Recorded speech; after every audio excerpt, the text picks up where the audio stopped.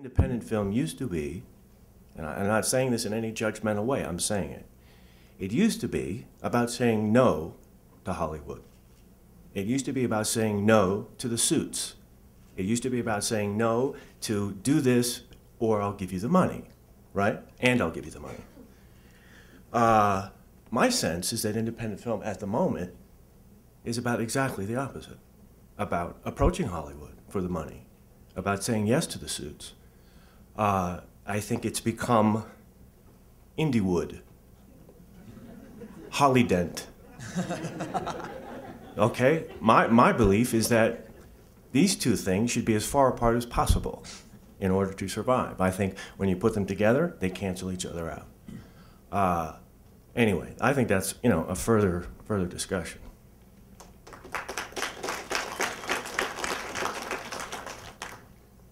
I'd love to hear what this side of the panel thinks about that assessment. I mean, whether that reality, which I don't think we can argue that's a reality, but whether that, how that affects. It depends on how you're defining independent. You're defining it by money. I don't. Since 1975, Steven Spielberg's been the most independent filmmaker on the planet. Now, you may not want to make his movies or go see them, but the guy can do whatever he wants, and that's what it's about. So I don't. People who are into money, that's their thing. But there are certain independent filmmakers who have ideas that in order to get executed properly on a certain scale, you got to go get more money than you can raise independently sometimes. And I don't think it's, I think it depends on who's doing it. You know, Three Kings I thought was a great movie, and that was paid for by Warner Brothers. That's a movie that cost, you know, $50 million to make, and that's what you need to make it like that. And he got to make it the way he wants.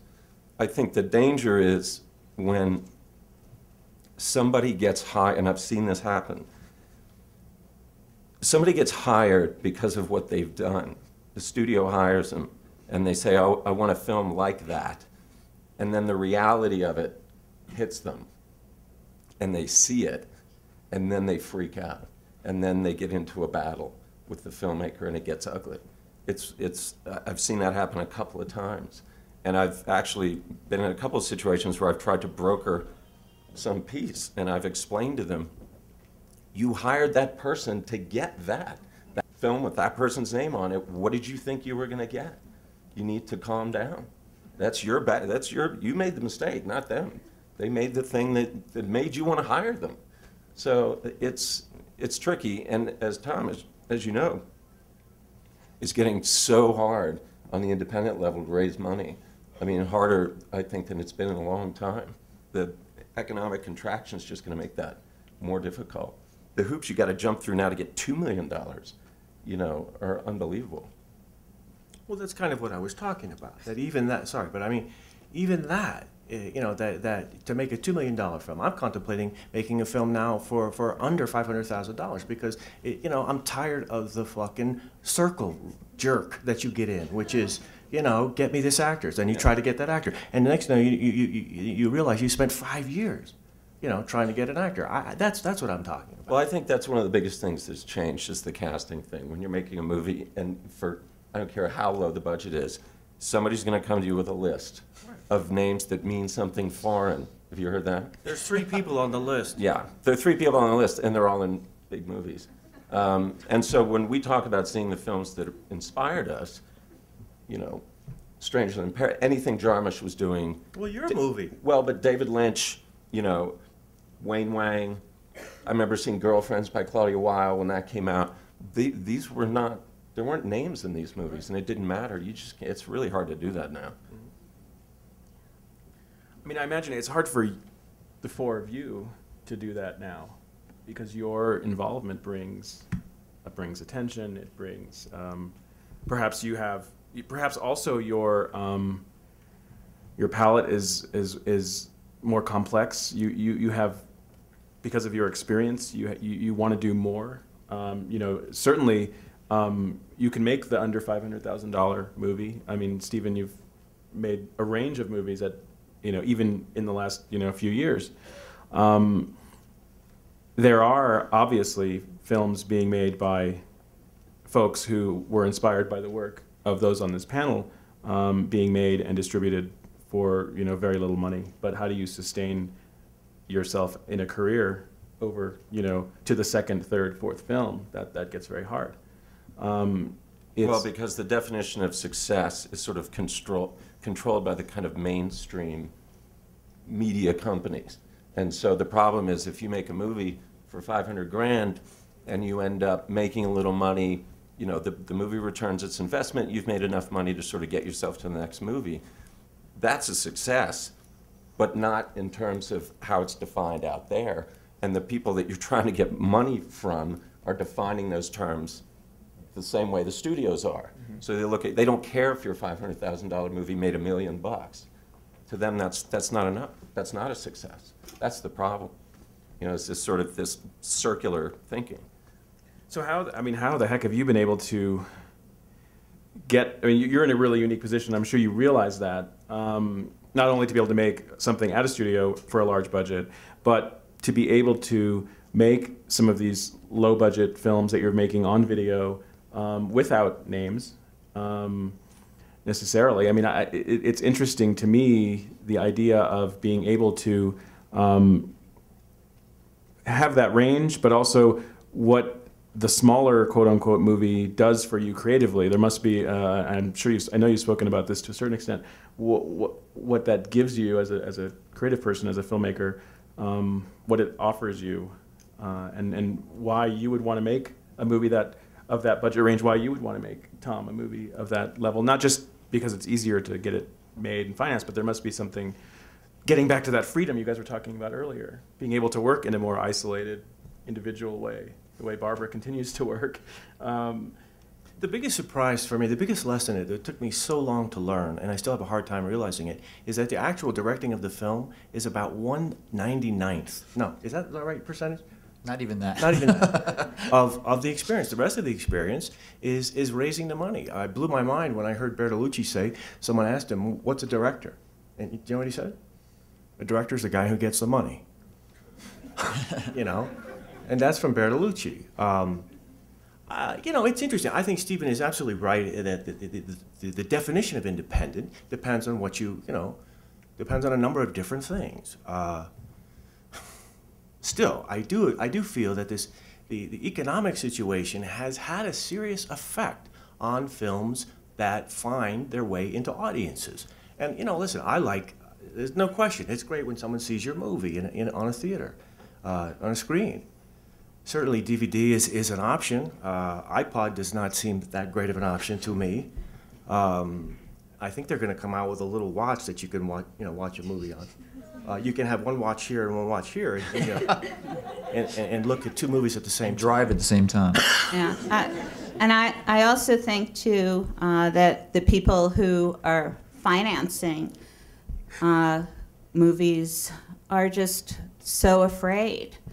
And they're so afraid to take risks, and they're not trusting the innovators who are doing the movies. And I think that that's a real problem, because then they want you to cast only sort of whoever the flavor of the week is, rather than thinking about what this film could be and who it would be really good for it.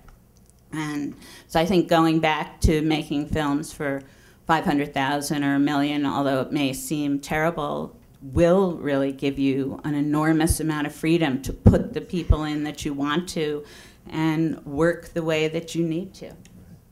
I found that, I'm working on a project right now that's about $1 million with that. I'm kind of, I guess, I don't know how odd I am on this panel. I've never made my largest budget movie was Splendor, which was $3 million, and Mysterious Skin was like $1 million.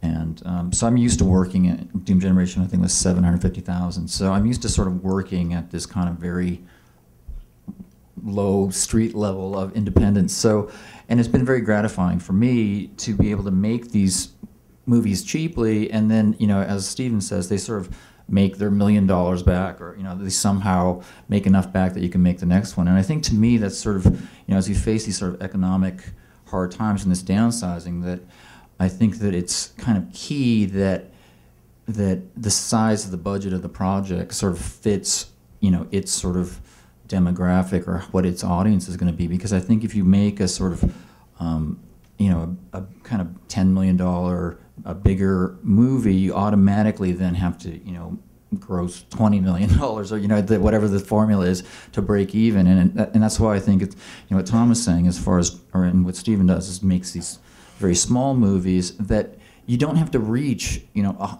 Little Miss Sunshine audience to be a success. You can just basically reach that core audience and really please that core audience. To me, that's sort of, I think the key is that if you make these smaller movies, they should go somewhere that a mainstream movie can't go, because a mainstream movie has to set this bar here and sort of please the lowest common denominator, and it can't be too this, it can't be too sexy or too racy or too controversial or too this or too that.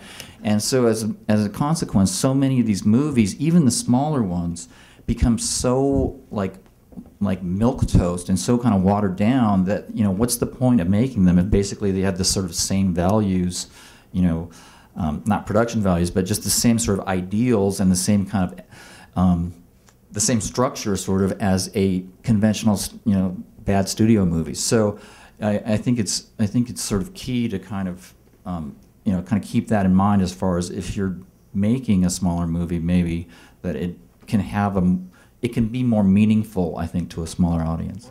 Yeah, I think that's a really good point. And you look at the films that are out now, Slumdog Millionaire, which people are loving, Che, Milk, all of these films that have something to say, that have a real story, and people are yearning for the truth and yearning to be able to see things that are real and that take them somewhere, and that's very important in the equation. And I think we're losing that to a big degree.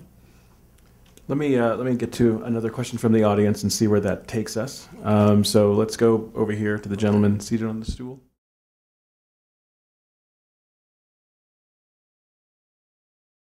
I think that in a way that's kind of makes it sort of a pejorative term in the sense that it's like junior varsity or something. You know what I mean? That everybody's here just sort of training for the big leagues. I mean, I think Stephen next to me has had sort of a very esteemed career, and I sort of get this. I mean, I'm very proud of my films in the sense that I've never made a movie that I've never made a movie for money, obviously, and I've never made a movie that I don't love. And I really feel the same about Stephen. I mean, I feel that the choices that he makes, are still out of passion, regardless of what the size of the budget is. And I think that that's sort of the key, is really not thinking of like, oh, you haven't made it, or you're just in training to become a studio director. I think that a lot of really esteemed world directors. Vendors is a really great example, I think, sort of go between all, huge budgets, small budgets, documentaries, all different kinds of levels of filmmaking. And, for me, I frequently get asked about the studio versus independent sort of dichotomy, what's independent cinema, blah, blah, blah. And, I kind of agree with Stephen in that it becomes sort of a moot point in a sense. I think that there are great films that are made kind of at all levels, and it's really just evaluating the films on their own basis as cinema, and not really, dividing them up in terms of what their budgets are and who financed them. Yeah, I mean, I think the distinction is good movie, bad movie. I don't care who paid for it. And folks, the independent movement, we don't have the market cornered on quality. I see a lot of bad independent films. So I just want to see something that was made by an individual.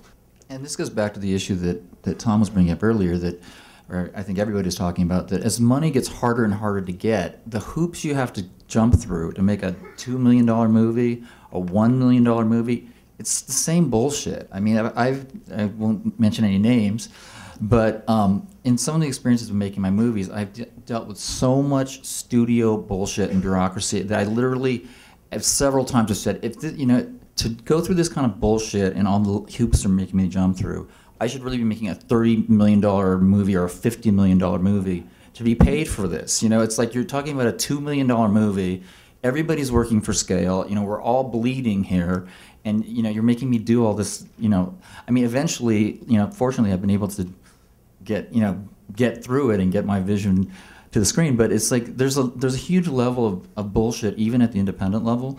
And I was attached to a studio movie sort of in the mid-late 90s, and weirdly my experience, this film didn't actually happen. It was supposed to happen, and we were in pre-production and everything. So I got pretty far along the line, and I was kind of amazed because everybody's all, oh God, it's going to be awful, you're going to hate it, you're such a renegade, blah blah blah.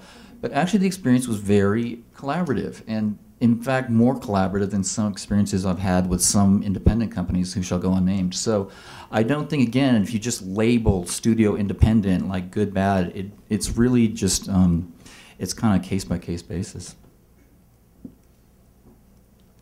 You had a question earlier, so we'll go to you and then we'll work our way back. And there is a microphone. Sorry, there's someone with the microphone, so we'll go to... That's okay if you wanted to go with him. Yeah.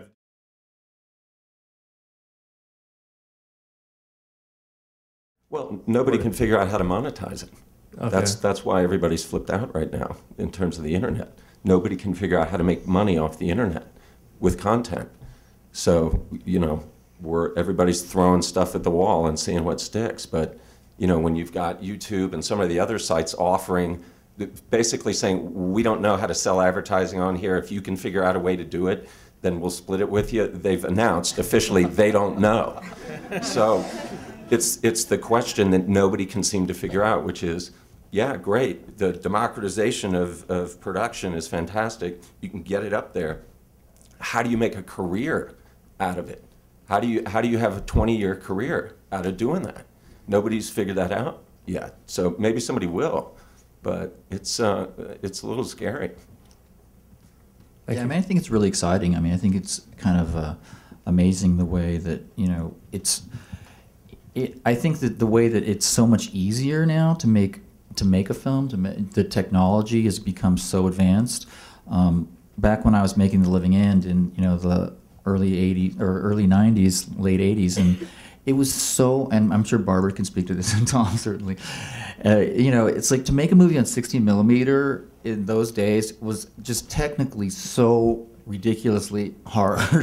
Just the syncing of the dailies and the equipment and everything was so laborious, and the editing of it and the mixing, everything was so hard. And now with these technologies and HD, and you can make a movie on your little iBook or what. It's like everything is so easy that I'm actually really looking forward to this kind of next wave of the people that are inspired by the old geezers like us that really take the reins and really do interesting and innovative and challenging work, and don't just try to sort of replicate the success of Quentin Tarantino or Steve or anybody on this panel. I think that it's really about those new voices and really taking advantage of the technology. But I think the technology is amazing, and I think the internet, as far as a way of kind of mass dissemination, because distribution has always been such a huge problem for independent cinema, and the fact that it's so you can see anything anytime now, it's really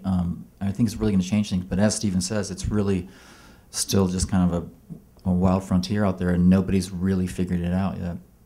I was just thinking about some of the comments in relation to the earlier question, and that is the biggest challenge or hurdle of the past 20, 25 years.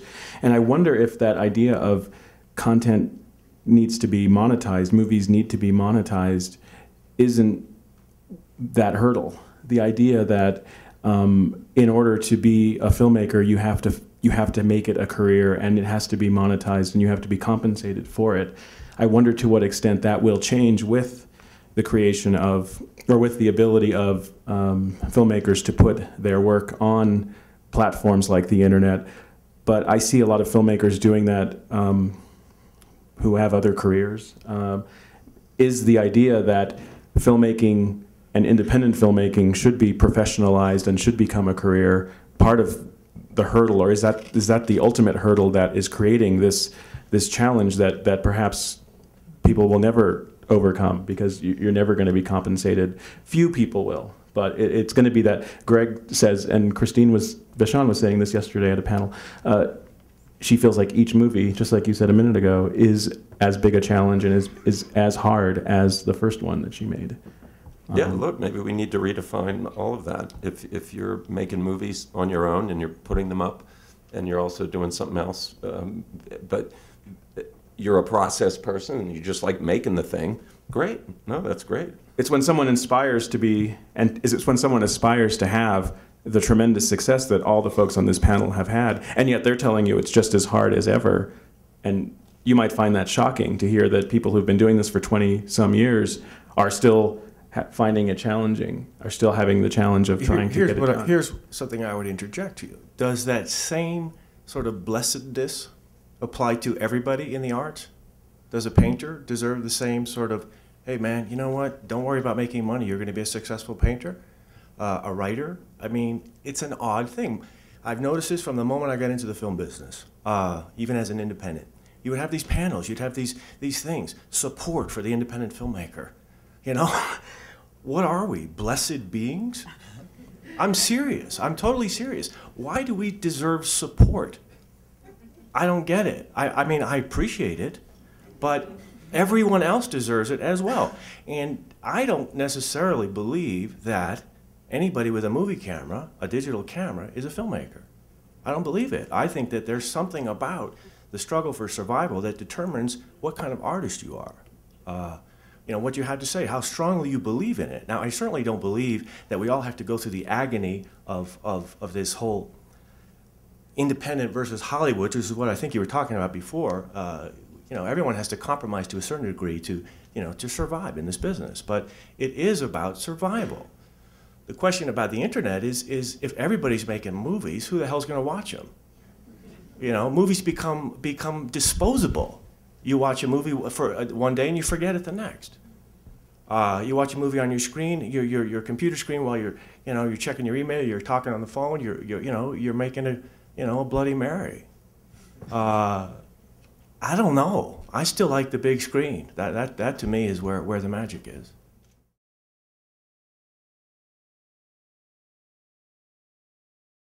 I made 5 bombs in a row after Sex Lies. It was cold out there. But I don't take that personally. I mean, those were my choices and I learned a lot. But there's no question that at a certain point, you want people to see the things.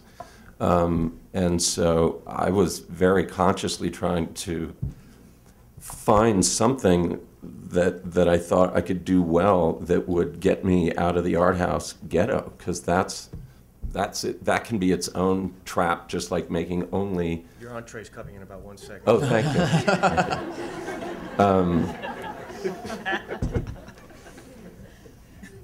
Is that your plan B? I'm gonna get work as a waiter, I think.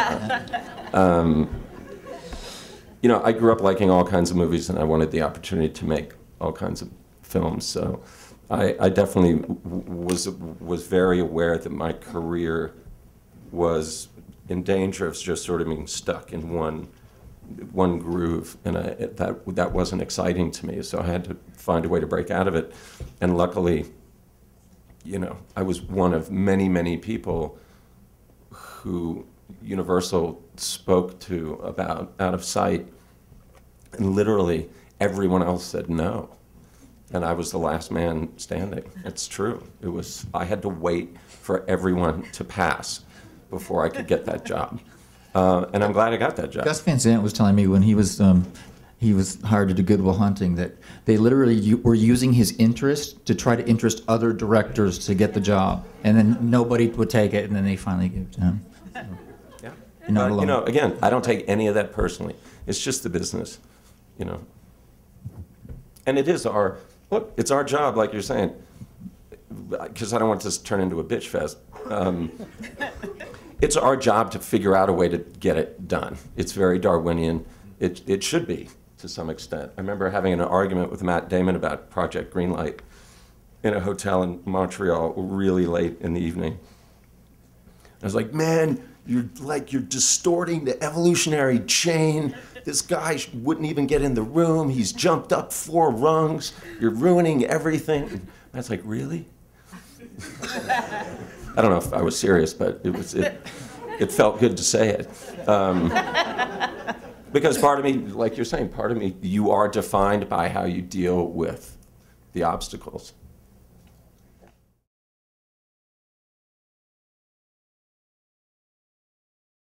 You trying to make us feel bad, man? What are you doing? Telling us you just won an award? No one likes to hear that. Do you like to hear that, Steve? Greg? No, I'm confused by your question. You won an award. You got $3 million. No, he needs it. Oh, you need it. Yes, Sorry. yes. Well, so what is this award? What kind of does this award get you? Some kind of access? Does it get you to opens somebody? the doors to the agents and producers. Great. And it's, yes. And yeah, I was just wondering your opinion on. He's just announced it in this room, so that probably doesn't hurt yeah. as well. There are many agents and producers here, I'm sure. Yeah. See if Reese wants to do it. What do you But What do you see think of folks who are in his predicament, who are aspiring to, who may have? Well, it's really screenplays that are- all part of a journey. You know what I mean? It's just like you're just at the beginning, you know, and it's it's a question of whether. Or at the end.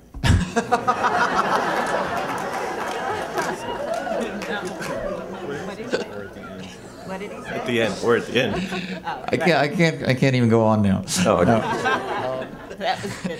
You know, it's like you have just the seeds of what's going to happen to that project. You know what I mean? It's like you're on the beginning of a long path. It's like you're going to meet people, you know, producers or people that can help you, and many people who can't help you and say they can help you. You know, lots of people giving you bullshit. You know, it's just like, but there are many producers out there that can make certainly a movie for $3 million or less. You know, as I said, we did Mysterious Skin for $1 million, and it was a super difficult and tricky movie to make. But it was only because I had made 8, 7 movies before that, and I really kind of knew exactly what I was going to do, and there's a lot of planning involved, and there's a lot of experience and a lot of sort of indie know-how. But there are people out there that have that, certainly, and what you need to do is sort of seek out those people. Obviously this place is amazing. There are so many movies that were made here for $250,000, $500,000, $1 million. Talk to those producers, talk to those directors. Like, how did they do it? How did it's like that's one of the great things, the most amazing things about this film festival is that it brings together all of these people, and they're all interested in the same thing. So, but you're just at the very start, and there are going to be many, treacherous sort of roads you could go down that will lead nowhere. There will be many people that will tell you, I can do this, I can pay for this, I can finance this, and it's just bullshit. But that's really, what Tom was saying is part of being an independent filmmaker is being able to take that and just get up and just keep marching on. And I think also you should feel so happy because you're on the path, and you're gonna, no matter how hard it is, now you have self-confidence that what you're doing is really pretty good. And I think it's all in your attitude and your optimism and in your perseverance, and you just go and do it and be there and learn as much as you can. Think of it as an sort of an anthropological, quest in human behavior that you're on. And I congratulate you, and just go to it. Well, and the great thing about any art form, I don't know how many of you have read the new Malcolm Gladwell Outliers, and he talks about his 10,000 hour rule, which is an interesting sort of idea. And the great thing about an art form, even one like movies, is you can always be working on it. You can always be watching something, making something, writing something, talking to somebody about it. You can constantly be getting better, and that nobody can keep you from improving yourself. And that's the thing you got to remember. That my attitude was there's no such thing as wasted time. I was always doing something that I felt was going to feed my craft and make me better, so that when the day came where maybe I was going head to head with somebody else over something, I'd feel like, well, I practiced more. It really can just come down to that. The Gladwell comment is really interesting because reading that book, I thought of a question that I keep relating back to Sundance, and I thought it might be interesting to ask the panel. Let me try and explain. What he sort of analyzed various successful people and determined that despite the fact that superficially it seemed like they were very lucky and just were the recipients of good timing, in point of fact, they spent an enormous amount of time doing the thing that they became successful at. And this came out of a conversation he had with a musician. I think it was either a violinist or a cellist, one of the world's best. And he said, he asked this person, what's the difference between you and the person below you that didn't become as good as you? And the person said 2,000 hours. And he said, well, what do you mean? He goes, well, to master something, I feel, in this case, this instrument takes 10,000 hours of practice. And the difference between me and the other level below me is about 2,000 hours. And so he took that idea and sort of analyzed a whole group of successful people and broke it out like that. One of the most interesting being the Beatles. That when they were in Germany playing in Hamburg night after night for hour after hour, they put in those 10,000 hours over the course of a couple of years, and they became, as a unit, a band that was, in addition to having songwriting skills, was a great band. And there's no shortcut to it. You just can't leapfrog to that kind of experience. And so when I read the book, I thought, well, that makes perfect sense. From the time I was in 9th grade until Sex Lies, you know, my every waking hour that I wasn't in school, I was doing something related to films, reading, watching, making something. So I found that interesting because I think that there's a misconception that sometimes emerges from a festival like Sundance, and that is the idea that this filmmaker sort of came out of nowhere or was an overnight success. I think that's a misperception about art in general. Anybody you talk to who's really good that you admire has worked their ass off. It's true. They've worked really hard, and they're talented.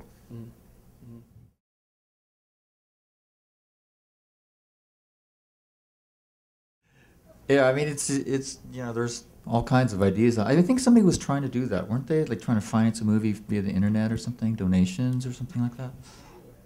Yeah, and then, you know, there's the Radiohead example. I mean, it's.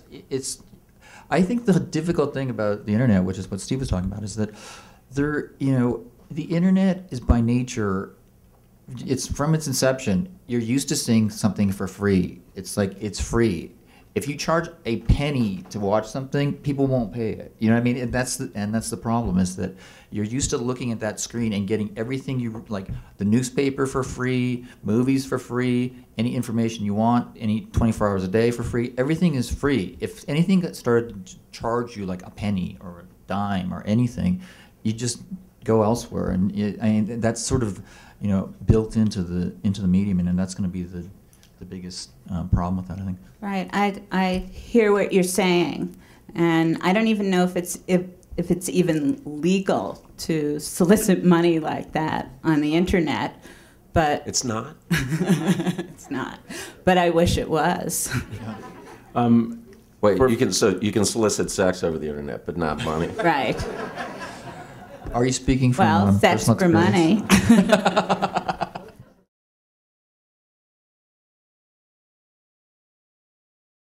Yeah, I went to film school. I mean, I loved going to film school. I have an undergraduate degree in film history and film criticism, so I sort of studied all of the masters and, you know, the French New Wave and Kurosawa and everybody, and, you know, Italian neorealism and American studio cinema and everything. So it was a great background. And then going to film school itself it's a great sort of it's kind of a breeding ground, I think, for a lot of like ideas and sensibilities and what you're passionate about, and you know, who influences you, like what films are great, what films suck, and you know why. And you know, there's so much passion and sort of youthful vigor, I think, at film school. I mean, if you can afford it, I think it's a great sort of germination ground. But then you leave film school and you suddenly are sort of out in the real world, and it's a really harsh kind of world sometimes. And you know, it's a matter of being able to sort of survive that. I mean, I can think my biggest advice to sort of young filmmakers is, you know, see as many movies as you can. You know,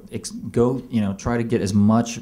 I mean, someone like Quentin, you know, didn't go, or Rick Linklater, they did not go to conventional film school, but they've gone to film school in their own houses, or you know, in their own time. They literally have seen every movie in like ever made practically, and it's really just sort of, you know, familiarizing yourself with what, you know, people have done with this medium that is now, you know, over 100 years old, and you know, sort of figure out you know, what your you know, sort of what your voice is or what your interests are, and you know, make short films, make as many films as you can. I mean, one of the things that I really noticed, and a part of it is, you know, part of sort of the phenomenon I think of this place, is that there are so many first-time filmmakers that make a film that has nothing to say. I can't tell you how many movies I've seen like that.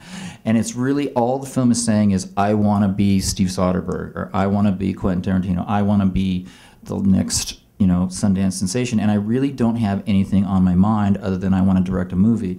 And if that's kind of your impetus for making a film, I think you need to go make some short films, read some books, you know, do some, you know, see some of Barbara's movies, something to sort of fill yourself with a point of view and an idea and a view of the world, and something that will make your film unique, you know, so you're not just, you don't just, unless you want to just grow up and be a studio hack, you know. I think that's really, to me, kind of key. I want to throw out a question for the panelists, and we're wrapping up, so I want to see if I can get a couple of folks to answer, and then we may have to conclude. But John, in his description of the panel, title is All Grown Up, Now Where to Go.